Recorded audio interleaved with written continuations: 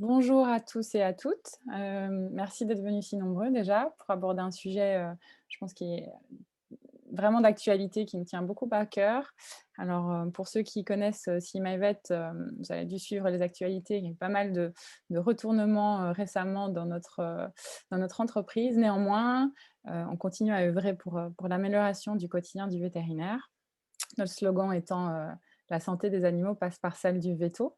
Alors aujourd'hui, pour remplir cette mission, nous allons aborder ensemble, grâce à Jade et Chloé, avec qui nous formons, un chouette partenariat. Ce sont 2 coachs professionnels certifiés et qui vont aborder aujourd'hui le sujet, que vous savez, du recrutement vétérinaire, mais du point de vue des cliniques qui recrutent. Alors aujourd'hui, elles vont balayer, les thématiques plutôt essentielles pour la mise en place d'un bon accompagnement des nouvelles recrues au sein de sa structure. Et sachez déjà, pour ceux et celles qui le veulent, qui veulent aller plus loin, il y aura la possibilité de s'inscrire à un accompagnement, payant, à la suite de cette session. Vous aurez plus de détails. Restez, accrochés, à vos écrans jusqu'au bout et elles vous expliqueront, les éléments plus en détail à la fin. Donc sur ce, je vais vous souhaiter un excellent webinaire et je passe la parole, à Jade et à Chloé. Merci. Merci Sophie. On va commencer par se présenter. Déjà, je suis Jade Schwab. Alors, je suis, comme le disait Sophie, coach professionnelle certifiée et formatrice. Donc, j'interviens sur les thématiques autour de la communication interpersonnelle, l'efficacité d'équipe et du management.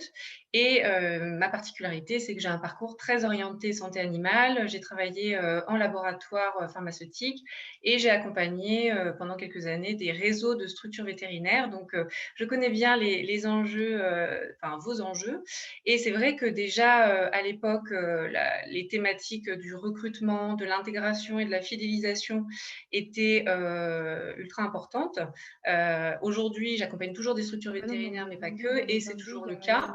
C'est d'ailleurs la raison pour laquelle je suis allée chercher Chloé Berthou, qui va se présenter, car c'est une experte du sujet, une experte du recrutement. Donc Chloé, je te laisse. Merci Jade. Donc merci à tous d'être présents. Donc moi de mon côté effectivement c'est Chloé Berthou. Je suis psychologue en fait du travail au départ.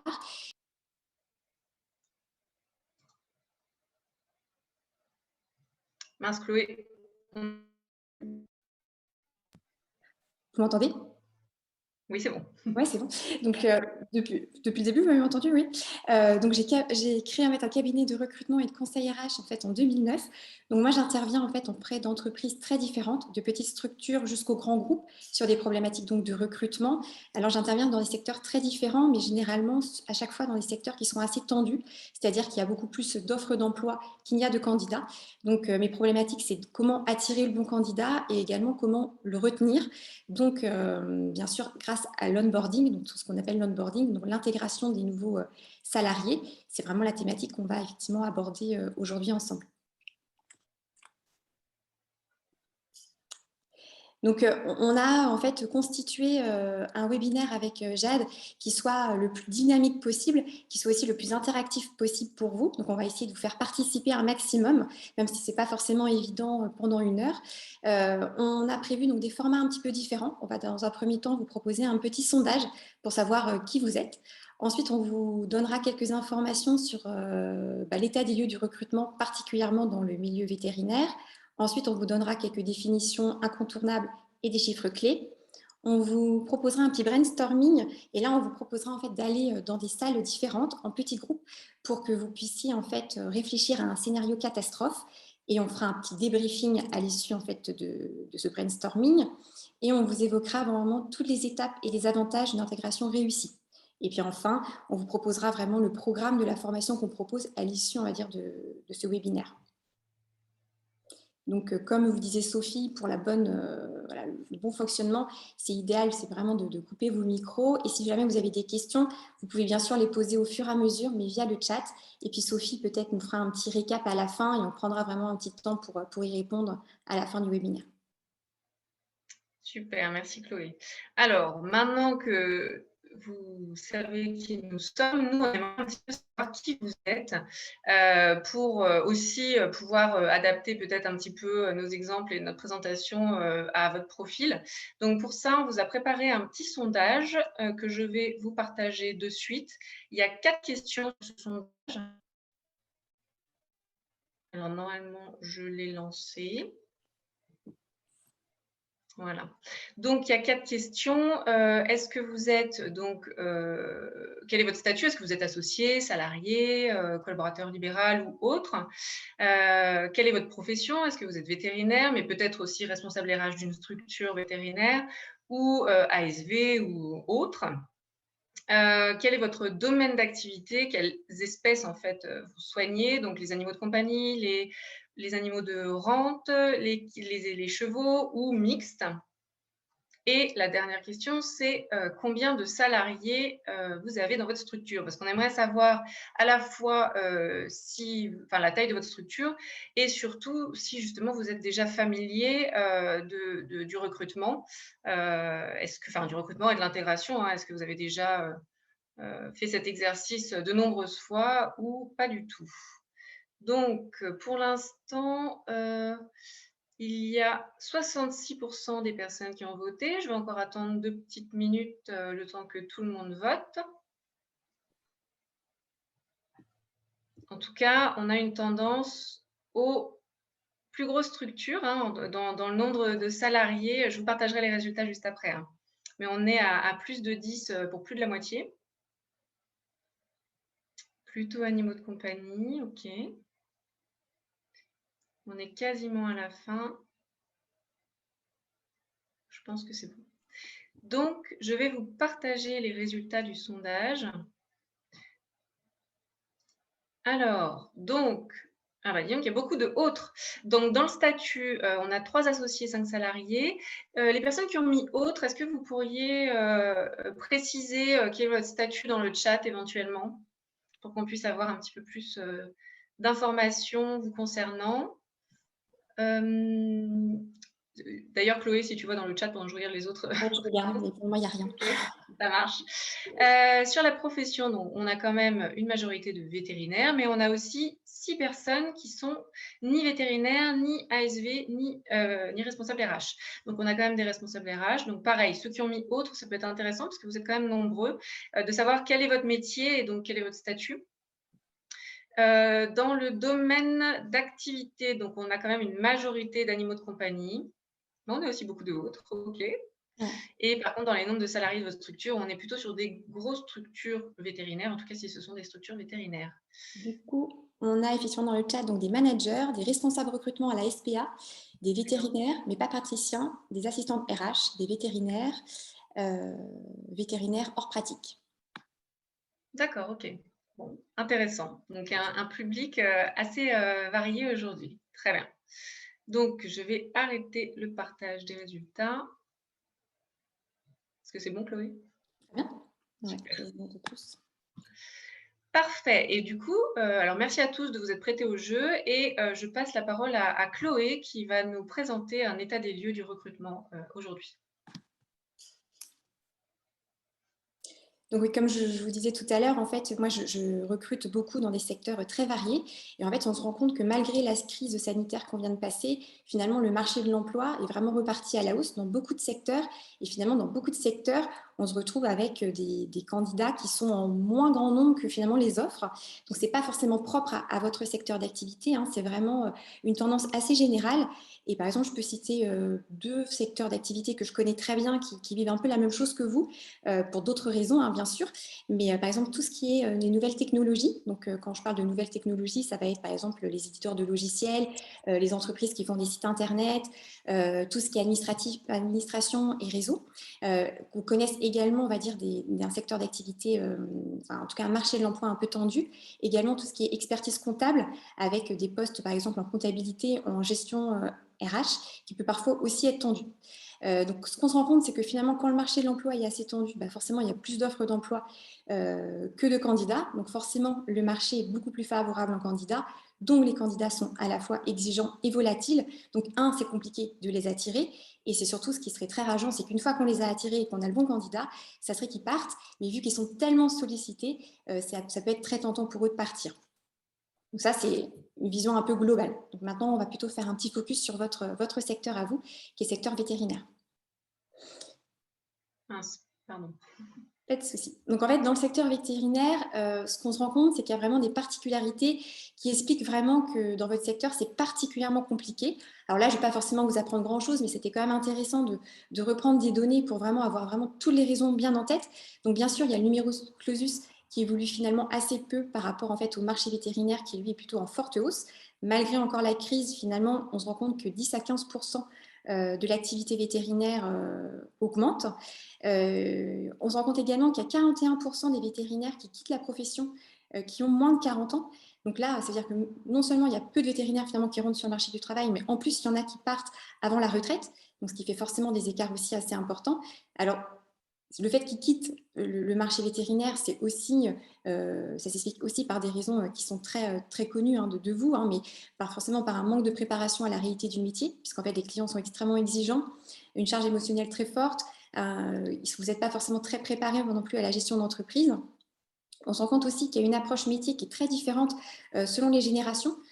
Aujourd'hui, les générations qui rentrent, on va dire, sur le marché de l'emploi actuellement, donc les jeunes vétérinaires, n'ont peut-être pas les mêmes envies professionnelles qui était le cas, on va dire, des générations passées, avec vraiment beaucoup plus un équilibre vie pro et vie perso, qui du coup, forcément, ont envie de moins de garde, moins d'heures, et donc on a besoin de faire plus de vétérinaires pour un même poste. Donc tout ça, mis bout à bout, on se rend compte que vraiment le domaine vétérinaire a vraiment un marché de l'emploi assez tendu. Et tu voulais, je crois, rajouter quelque chose, Jade, sur... Oui, alors c'est vrai que ça, c'est aussi une notion qui est assez connue, mais l'attractivité territoriale n'est pas vraiment homogène. Il y a des régions qui sont un peu moins. Alors, on voit que globalement, la balance, le nombre de vétérinaires augmente, en tout cas inscrit à l'ordre, parce que en 2020, la balance entrant-sortant est positive, elle est nettement positive, donc ça augmente dans toutes les régions, sauf certaines, par exemple le centre ou Paris ou l'Île-de-France, c'est pas vraiment en augmentation. Donc, il y a des territoires qui sont moins attractifs. Et puis, aussi, les espèces traitées, l'attrait pour chacune des espèces n'est pas forcément le même. Les animaux de compagnie ou l'équine attirent peut-être plus que les animaux de rente, que ce soit la bovine ou les productions animales. Mais le côté un peu positif, c'est que depuis 2016, en fait, si on regarde l'Atlas démographique de la profession vétérinaire 2021, depuis 2016, la balance entrant-sortant a toujours été négative concernant les animaux de rente. Et en 2020, c'est la première année où elle est positive. Ça veut dire qu'il y a plus de vétérinaires qui arrivent, en tout cas qui sont inscrits avec cette spécialité, que de vétérinaires qui s'en vont. Donc, c'est plutôt un point positif. Et de manière générale, le fait que la balance des entrants-sortants soit positive, c'est quand même un point positif pour le recrutement. Après, justement, la question aujourd'hui, c'est vraiment de rendre attractive votre structure. Donc, c'est vraiment travailler l'attractivité de votre structure et de soigner, une fois que vous aurez recruté, toute la partie intégration. Et juste pour terminer, un petit point par rapport à ta statistique, Chloé, sur les 41% des vétérinaires qui quittent la profession en moins de 40 ans. Là, ce sont les stats, pareil, qui sortent de 2021. Mais ce chiffre-là, en 2016, c'était ça, il était à 33%. Donc, on voit que ça augmente. Donc, c'est quand même quelque chose qui est intéressant et à prendre en considération. Complètement. Et puis, on se rend compte aussi, par exemple, si on va sur VetoJob, qui est quand même un site que vous utilisez certainement beaucoup, on se rend compte qu'en fait, en début d'année, il y a eu beaucoup plus, on va dire, d'annonces parues que l'année précédente, avec moins de candidats pour la même période. Donc, ce qui fait qu'on voit bien que l'écart quand même se creuse entre le nombre d'offres et le nombre de candidats disponibles sur le marché. Et donc, en plus, une fois qu'on a fait ce constat-là, on se rend compte aussi que vous n'êtes peut-être pas forcément outillé ou en tout cas armé, puisqu'en fait, lors de votre formation, vous n'avez pas forcément de cours sur la partie RH. Donc, c'est pour ça qu'on s'est dit qu'avec Jacques, c'était vraiment intéressant de vous proposer, on va dire, un webinaire et puis même à terme, une formation sur ce sujet-là. Ou en tout cas, peu. Oui, ou peu. Oui, tout à fait.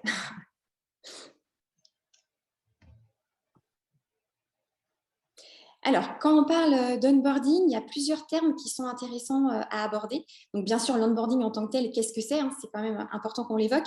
Littéralement, ça veut dire monter à bord. C'est un terme qui a été utilisé au tout début dans les années 70, plutôt dans les grands groupes. C'est vraiment le processus en fait, hein, que vit vraiment un nouveau salarié à partir du moment où il sait qu'il va être recruté jusqu'à la fin de son intégration.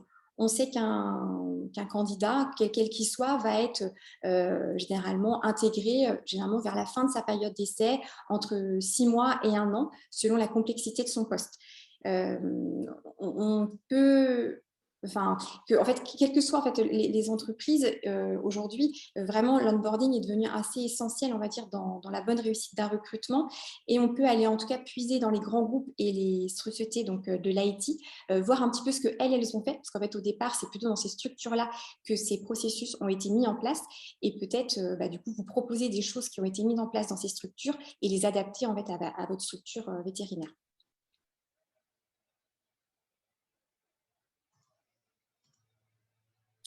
Quand on parle d'onboarding, on parle souvent de turnover parce que finalement, le turnover, c'est vraiment du coup, c'est le taux de renouvellement du personnel d'une entreprise. Et ce qu'on rencontre, c'est que quand on met en place un onboarding, c'est surtout pour éviter le turnover, en tout cas le diminuer. Donc, quand on parle de turnover, généralement, on dit qu'un taux de turnover faible, il est de l'ordre de moins de 5%, et un taux élevé, il est de l'ordre de plus de 15%. Ce qu'on rencontre, c'est que dans votre profession, il est généralement toute espèce confondue, tout secteur confondu, au-dessus de 20%. Donc, on va dire qu'il est vraiment élevé. Donc là, je vous ai juste mis la formule si vous souhaitiez calculer votre taux de turnover. Donc voilà, il faut partir en fait du 1er janvier d'une année N, ajouter le nombre de départs et le nombre d'arrivées, le diviser par 2, et puis après le diviser par le nombre en fait, de salariés que vous avez au 1er janvier de votre année N.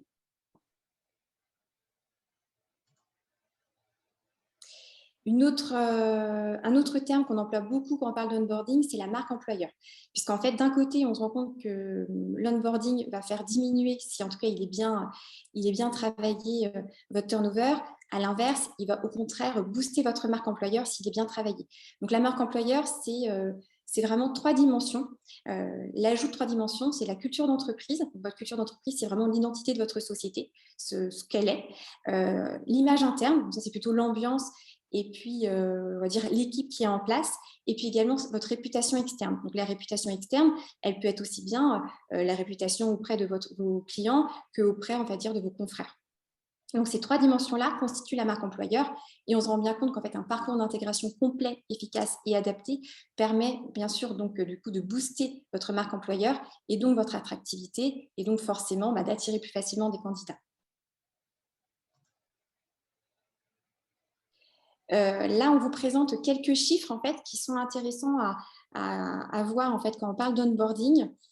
Certaines entreprises en fait, ont constaté qu'elles avaient plus de 150 tâches à réaliser quand elles parlent d'onboarding. Donc, 150 tâches à faire avant d'intégrer un salarié. Donc, clairement, 150 tâches, c'est beaucoup. Peut-être que pour vous, ça sera beaucoup moins, mais il y a quand même un certain nombre de tâches, vraiment une checklist de tâches à faire quand on intègre quelqu'un. Donc, ça va vraiment de, bien sûr, la constitution de son contrat de travail, en passant par la création de sa boîte mail, ses signatures, peut-être lui acheter un téléphone, acheter un nouvel ordinateur, lui trouver, je ne sais pas, une nouvelle blouse, un nouveau badge, tout le matériel dont il aura bien sûr la nécessité, mais également réfléchir en amont à tout ce que cette personne va avoir besoin d'intégrer, peut-être toutes les formations que vous devez avoir pensées en amont pour qu'elle puisse être efficace le plus rapidement possible. On se rend compte que 65% des entreprises n'ont pas de processus d'intégration.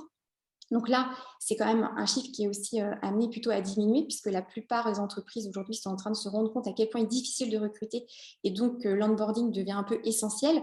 Mais c'est aussi assez intéressant, c'est-à-dire que si vous vous mettez en place, vous allez peut-être pouvoir aussi vous différencier des autres qui ne le font pas, et donc ça peut être aussi plutôt assez attractif pour recruter des nouveaux salariés. On se rend compte que 45% des démissions ont lieu la première année. Donc ça, ce n'est pas forcément lié qu'à l'onboarding, bien sûr. Ça peut être aussi tout simplement parce que lors du recrutement, il y a eu un mauvais choix ou un raté. Mais c'est aussi, et là c'est vraiment rageant, si vraiment c'était le bon candidat et que vous l'aviez bien recruté, si c'est vraiment qu'une question d'onboarding, c'est vraiment dommage de ne pas avoir donné les moyens au départ vraiment de bien l'intégrer. Donc 20% des collaborateurs qui rejoignent une entreprise envisagent de la quitter dès le premier jour, parce que là, en fait, on se rend compte que le premier jour, le candidat, le nouveau arrivant, il n'est pas forcément encore engagé dans l'entreprise. Donc finalement, si vous lui mettez le doute dès le premier jour, vu qu'il n'a pas forcément d'attachement à la structure, il va beaucoup plus facilement envisager de partir. Et une mauvaise intégration fait démissionner une personne sur 3. Donc là, c'est vraiment à la fin de l'intégration ou au cours de l'intégration, on se rend compte à quel point c'est important. Finalement, vu que le marché est tellement tendu, que finalement les candidats sont tellement sollicités, que s'ils ont le moindre doute, ou en tout cas une accumulation de petits doutes, bah, ils vont forcément être incités à aller voir ailleurs, surtout que le marché est tellement porteur actuellement que c'est très facile pour eux. Alors là, on a réfléchi au coût d'un recrutement raté. Alors là, il y a beaucoup de chiffres qu'on peut trouver qui sont assez différents. Nous, on est parti plutôt de vraiment quelque chose de basique sur vraiment combien finalement va vous coûter, combien vous allez rémunérer, on va dire, un collaborateur. Donc, c'est comme ça qu'il faut réfléchir. Quel est, on va dire, son salaire chargé, le nombre de mois qu'il a passé au sein de l'entreprise, rajouter à ça le temps que vous avez pu passer avec cette personne, qui finalement est du temps qui malheureusement est perdu. Et puis également, il faut rajouter à ça, donc à un chiffre qui est entre 20 et 30 000 euros, aussi un impact négatif sur l'équipe qui est en place, parce que finalement, voir quelqu'un partir, même si finalement ça n'a pas forcément d'incidence sur le travail direct peut-être de l'équipe, ça n'empêche que c'est toujours décevant pour une équipe en place de voir quelqu'un qui s'en va. Ça peut toujours mettre un peu le doute aussi. Et puis, ça peut aussi avoir un impact sur sa propre marque employeur, parce que finalement, ça se sait, les choses se savent assez vite. Et quand on voit que quelqu'un s'en va, que finalement le recrutement n'a pas abouti, les prochains candidats peuvent aussi du coup se demander pour quelles raisons cette personne n'est pas restée. Et donc, ça peut aussi un petit peu dévaloriser finalement votre marque employeur.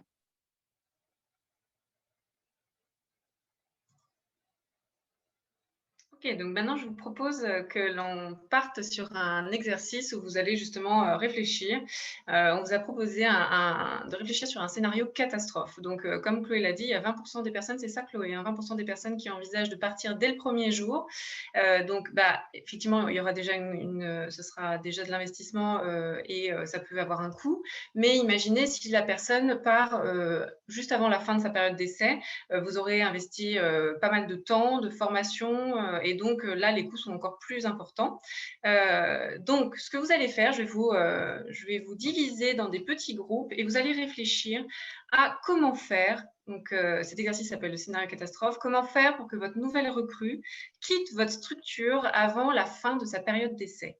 Donc, vous allez ressortir par petits groupes les pires idées, en tout cas les meilleures idées pour que votre nouvelle recrue s'en aille, toutes les catastrophes qui pourraient arriver. Réfléchissez bien à quels sont aussi tous les facteurs qui vous montreront que votre recrutement est un échec, en tout cas, et que voilà, ça n'a vraiment pas fonctionné. Donc, je vous laisse donc, de la même manière, donc je vous invite à noter cette question-là. Et puis, à sélectionner, quand vous arriverez en sous-groupe, sélectionnez une personne dans ce sous-groupe qui sera le rapporteur du groupe, parce que quand vous reviendrez, je vous inviterai à remonter les grandes idées, les idées phares de ce que vous avez évoqué en sous-groupe. Donc, il y aura une personne qui remontera ces idées-là, soit par écrit, soit à l'oral, mais comme ça, vous pourrez noter tout ça. Génial. Donc, ce qu'on va vous demander maintenant, alors attendez, hop, c'est groupe par groupe de venir nous dire, alors le rapporteur de groupe va prendre son rôle et venir nous dire à l'oral éventuellement, parce que on avait 6 groupes, toutes les idées, enfin en tout cas tout ce qui est ressorti de votre travail en session de sous-groupe. Et Chloé va venir les noter au fur et à mesure. Alors, le premier groupe, qui veut commencer? Nathalie. Nathalie, ok. Alors, quelles ont été vos réflexions?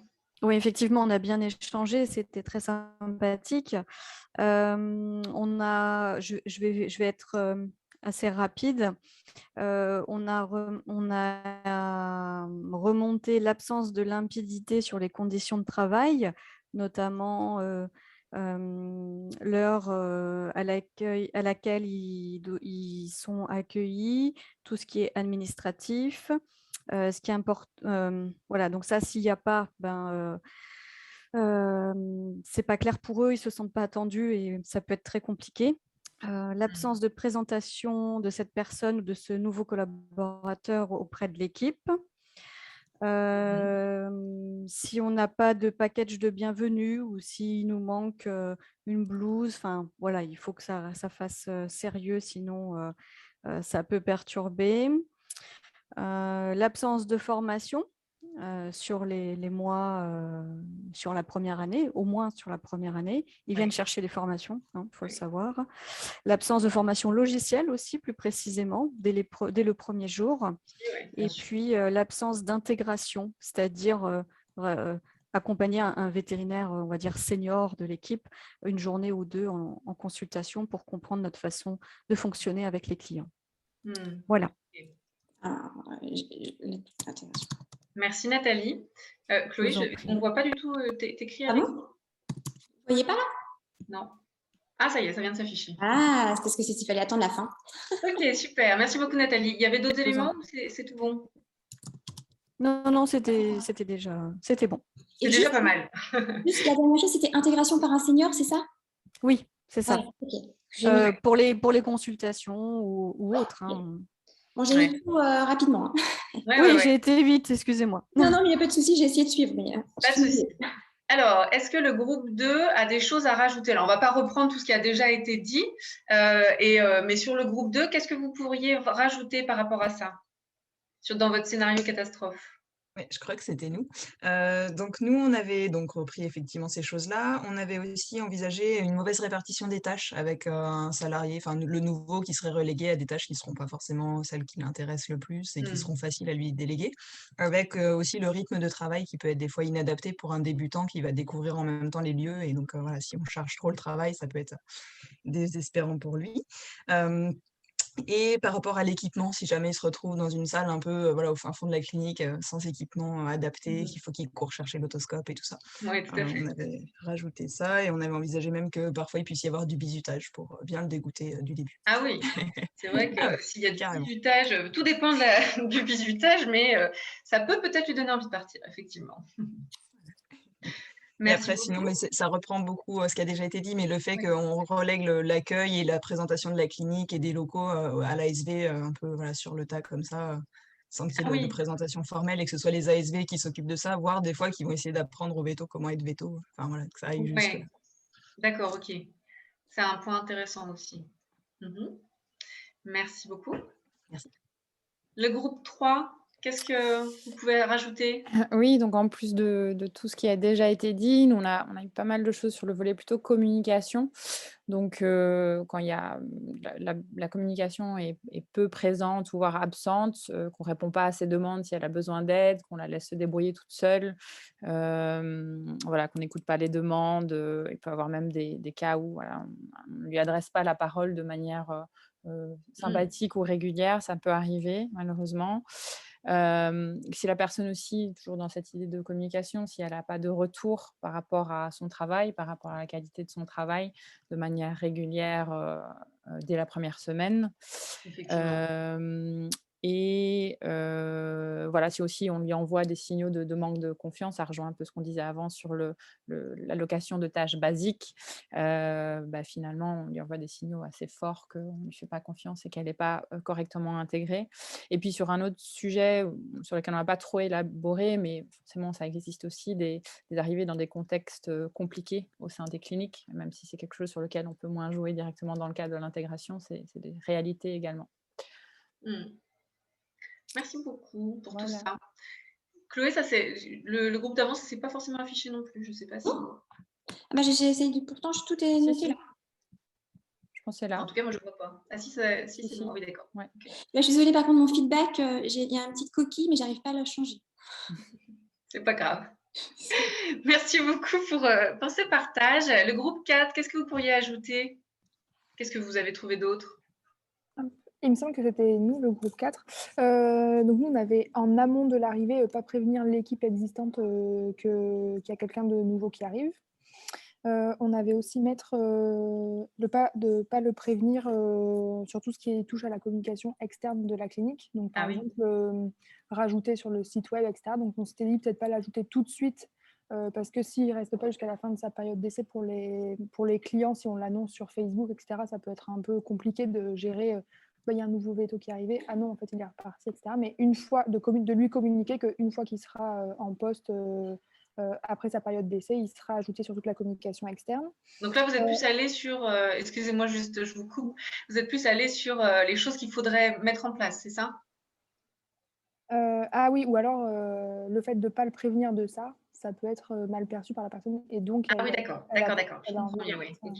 Le fait qu'il ne soit pas prévenu et que du coup, il ait l'impression de ne pas être intégré à la structure parce qu'il n'est visible nulle part, il n'est pas sur le site et donc du coup, il se sent un peu non désiré et ok, je comprends. Oui, Ouais, ouais. c'est de la communication interne et de la communication externe aussi. Ouais, ouais. Après, on avait noté ne pas prévoir de tuteur, donc je crois que c'est un peu Oui. le pareil Ça avait été évoqué, ouais, ouais. par le senior. Mais ce que Marie-Lou disait, c'était le tuteur, c'est pas forcément quelqu'un de plus senior, ça peut être quelqu'un au même niveau hiérarchique que cette personne-là pour qu'elle se sente à l'aise avec lui. Après, on avait mis avoir trop ou au contraire pas assez de responsabilité. Donc tout à l'heure, je crois que c'est Sophie qui a évoqué le pas assez de responsabilité, mais le fait d'en avoir trop tout de suite, ça peut aussi effrayer et donc pas se sentir à l'aise et donc Bien sûr. partir. Voilà pour nous. Merci beaucoup pour ce partage. Alors, on en est au groupe combien là 5, je pense. C'est bon, tout s'affiche. Oui, c'est moi qui vais vous... du coup, alors, sur les choses qui n'ont pas déjà été abordées, nous, on avait pensé à un accompagnement insuffisant au niveau du manager. Donc, en termes de fréquence, faire vraiment des pointes réguliers, par exemple une fois par semaine. Donc, si ces points-là ne sont pas suffisamment fréquents ou complètement absents, ça peut entraîner le scénario catastrophe. Mettre en porte-à-faux le nouvel arrivé par rapport à un client ou par rapport à l'équipe. Oui, tout à fait. Lui donner trop rapidement des cas compliqués à gérer. Donc, c'est un peu comme tout à l'heure, trop de responsabilités ou des cas trop compliqués. Ne pas lui avoir expliqué en détail ses missions. Oui. L'absence de progressivité aussi dans la prise de poste. Et le fait qu'il n'y ait pas d'événement un peu festif pour accueillir le nouvel arrivant. Ah, d'accord. Ok. Merci. Et le dernier groupe, qu'est-ce que vous pouvez rajouter à tout ça? Alors, on a déjà pas mal de choses là.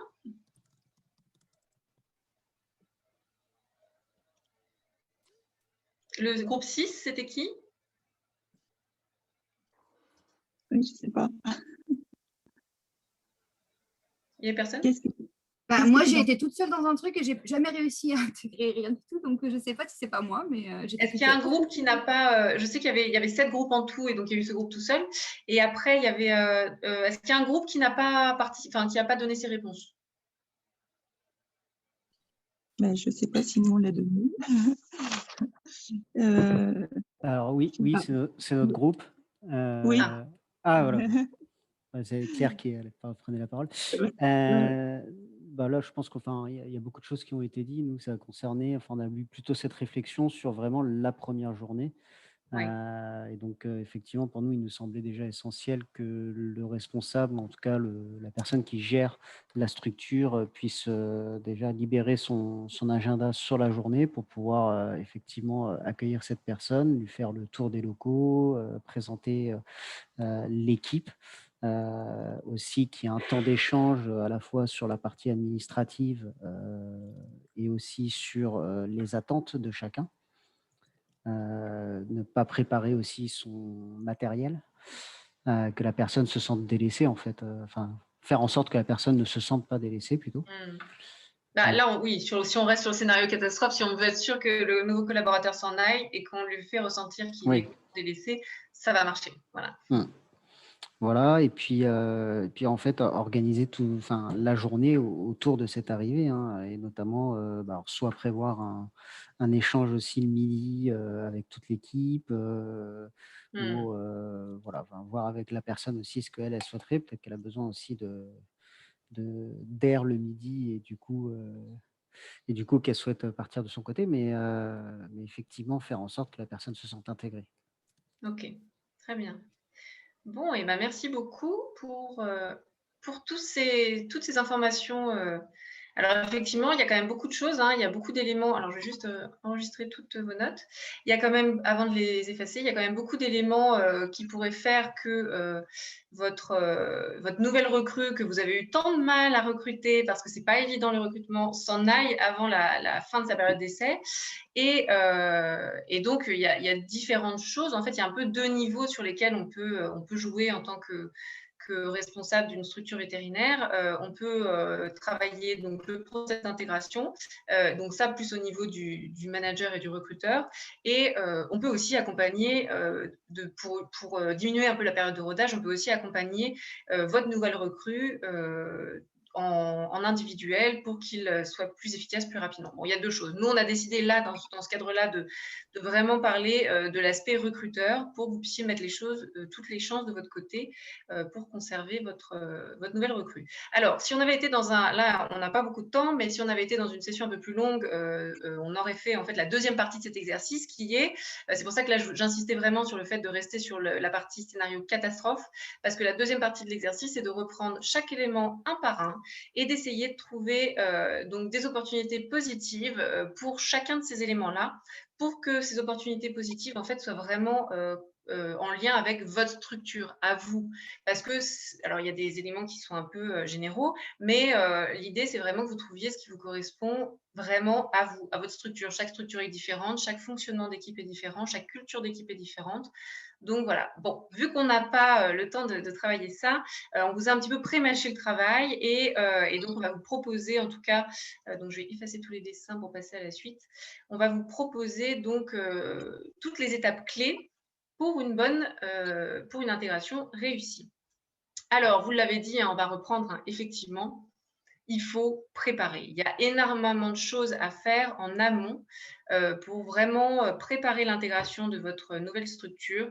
Donc, tous les éléments que Chloé a évoqués avant, hein, il faut travailler sa marque employeur, mais pour ça, il faut avoir aussi réfléchi à quelle est sa culture d'entreprise, quelle est la culture de votre équipe, quelles sont vos valeurs, quels sont vos atouts, vos particularités. En fait, toutes ces choses-là sont vraiment à travailler en amont, en plus de vous vous souvenez, les 150 tâches à faire avant pour que toute la suite en fait se déroule bien.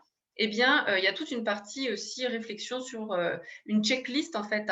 Il y a des outils spécifiques, une espèce de checklist avec ces fameuses 150 tâches, alors qui sont peut-être réduites dans le cadre d'une structure vétérinaire, mais il y a quand même beaucoup de choses à préparer en amont, à la fois sur des thématiques administratives, RH, tout ce qui est logistique, matériel, etc. Je ne sais pas si Chloé, tu as d'autres choses à évoquer ça, par rapport. Puis peut-être le formaliser avec aussi un petit carnet d'accueil. Ouais. Effectivement, lister vraiment, surtout le lister à l'avance pour vraiment ne rien oublier, parce qu'il n'y a rien de pire finalement d'oublier un certain nombre de choses. Et puis effectivement, comme vous l'avez bien dit, ça donnerait l'impression que vous ne l'attendiez pas, alors que pourtant vous l'attendez vraiment. Donc c'est vraiment important de bien lister et de rien oublier, surtout pour ce. Donc bien travailler en avant.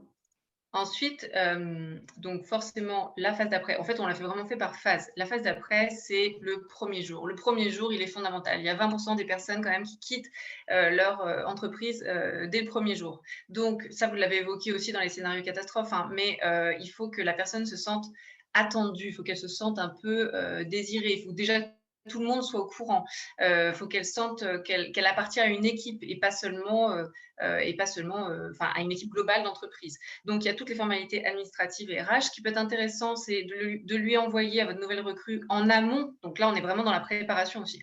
En amont, peut-être un mail avec tout le programme de ce qu'il va faire la première journée. Parce que quand on arrive dans une nouvelle structure, on ne sait pas vraiment, on peut être un peu déboussolé, on se dit qu'est-ce qu'on va faire aujourd'hui, etc. C'est qu'il puisse se préparer psychologiquement à tout ce qu'il va faire, de le timer et qu'il y ait à la fois son manager et pourquoi pas son mentor aussi. Vous parliez de mentor, de tuteur, qui n'est pas forcément, vous avez raison, hein, qui n'est pas forcément quelqu'un qui n'est pas son manager ou quelqu'un qui est hiérarchiquement supérieur, mais ça peut être quelqu'un qui a le même poste que lui et qui justement va pouvoir lui raconter un petit peu toutes les petites choses qu'il faut savoir sur l'équipe, sur les clients, etc. Tout ça pour aller sur la phase suivante.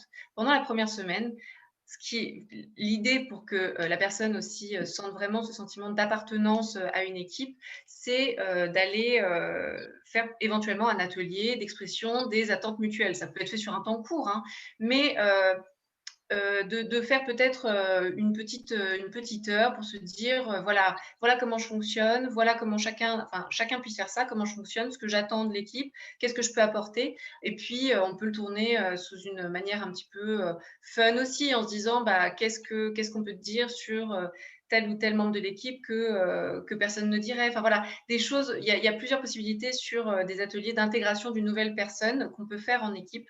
Donc ça, c'est des éléments dont on parlera beaucoup plus dans la formation après, sur le détail de tout ça. Et puis, la première semaine, il faut aussi un peu faire une cartographie de l'environnement. Quels sont les process? Quels sont les clients importants? Il y a tout ça à prendre en considération pour que la personne ait une bonne connaissance de son environnement. Pendant tout le premier mois, il faut accompagner, donc de faire des premiers retours d'expérience. Alors, s'il y a des formations, donc la formation, en fait, ça va être tout le long également, mais peut-être que vous pouvez préparer soit des formations, donc sur les formations, il y a deux aspects, il y a l'aspect technique et il y a l'aspect aussi plutôt humain, comportemental. Vous pouvez aussi peut-être faire une bibliothèque alors ça, c'est à faire en amont aussi, hein, préparer une petite bibliothèque de vidéos sur des formations, sur des gestes techniques ou des choses comme ça, pour que chacune de vos nouvelles recrues en fait, puisse accéder à tout ça, et préparer peut-être des études de cas aussi sur des cas plutôt relationnels.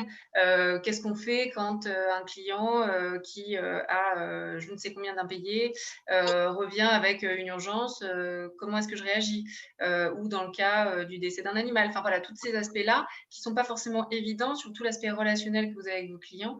Ça peut être pas mal de les avoir déjà préparés, de se dire comment est-ce qu'on peut réagir dans ces cas-là, pour préparer un peu votre nouvelle recrue et qu'elle se sente moins désarçonnée quand ça va lui arriver, en fait. Ensuite, l'idée, c'est donc, avant la fin de la période d'essai, donc qui est de 3 mois si c'est un salarié, un vétérinaire non cadre, et 4 mois si c'est un vétérinaire cadre. Donc faire un bilan. Donc c'est pas on arrive à la fin de la période d'essai, on dit hop, allez c'est bon, t'es recruté. C'est de faire un bilan un peu avant, d'anticiper pour savoir donc déjà si la personne fait son rapport d'étonnement, parce que c'est la personne aura un regard neuf sur tout ce qui se passe dans votre structure et autour.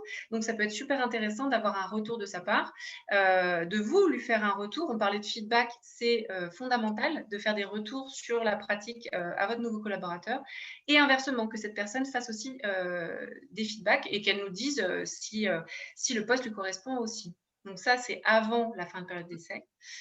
Et donc, on arrive à la fin de période d'essai. Super, génial. Votre collaborateur veut rester, la nouvelle recrue reste, c'est merveilleux, mais c'est pas fini. Et après, il faut vraiment, donc après, avant, pendant, tout au long, il faut manager. Il faut vraiment manager votre structure, votre nouveau collaborateur, l'accompagner. Donc manager, c'est faire des feedbacks qui soient positifs ou de développement. Donc sur son travail, quand on dit de développement, ça peut être un peu négatif, mais il faut qu'il y en ait aussi du positif. Il faut écouter, il faut faire un suivi, il faut ajuster, il faut vraiment accompagner la montée en compétences quand on parlait des formations sur le plan technique et sur le plan relationnel. Et j'insiste vraiment sur l'aspect feedback parce que ça a été aussi remonté dans le scénario catastrophe, mais c'est fondamental tout au long du process d'intégration et après. Le manque de reconnaissance, donc le feedback contribue à la reconnaissance du collaborateur, et le manque de reconnaissance est le facteur numéro 1 de départ dans les structures. Quand même. Donc, il faut vraiment vous intéresser aussi à la notion d'engagement de vos futurs collaborateurs et qu'est-ce qui les motive, qu'est-ce qui leur donne envie de rester chez vous. Donc, tout ça, ce sont des réflexions importantes à avoir et et donc on travaillera de manière plus approfondie dans le parcours qu'on va vous proposer après, rapidement. Chloé, je te laisse. Ouais, je laisse reprendre un petit peu vraiment tous les intérêts d'un onboarding efficace, parce qu'en fait, on l'a bien vu, forcément, intégrer ces nouvelles recrues, ça a beaucoup d'intérêt. Rapidement, donc ça permet de former des nouveaux salariés plus rapidement et plus efficacement, ça on vient de le voir, donc ça augmente leur productivité et leur performance, puisque en amont, vous aurez réfléchi à tout le contenu que votre nouveau salarié va avoir besoin pour être efficace. Ensuite, je vois plus. améliorent leur satisfaction et leur engagement, c'est exactement ce que Jade vient de dire, diminue le turnover et les coûts associés, puisque forcément, ils vont être satisfaits et contents, ils vont rester chez vous, donc vous n'aurez plus de turnover et donc pas de coûts associés. Vous améliorez donc aussi votre marque employeur et de l'entreprise, donc votre attractivité. Et également, ça va aussi bénéficier à l'équipe en place, parce que finalement, on se rend compte que bien intégrer ses salariés, bien sûr, c'est bien pour les nouveaux entrants, mais c'est également pour toute l'équipe. Et donc, c'est vraiment un peu un cercle virtueux, puisque finalement, ça bénéficie à tout le monde, puisque tout le monde se sent mieux dans leur structure. Et puis, c'est quand même beaucoup plus plaisant. Et alors, ah oui, une petite phrase. Oui, Et pour voilà, terminer, donc merci à tous pour votre attention et surtout votre participation, parce que vous avez été très acteurs de ces webinaires. On aime bien faire des webinaires interactifs où chacun participe, parce que faut pas que ce soit trop descendant. Et donc, comme j'expliquais dans le parcours d'une intégration réussie, et comme le disait Sophie au tout départ, on vous propose donc un parcours de formation coaching. En fait, on sera un peu un mix des deux. C'est un parcours intensif pour vraiment construire votre kit d'intégration et travailler un petit peu sur toutes les notions qu'on a évoquées au cours de ce webinaire. Donc, la culture d'entreprise, votre marque employeur, se mettre un peu à la place de votre collaborateur aussi, expression des attentes mutuelles, tout ce qui va être rituel d'intégration, la confiance aussi.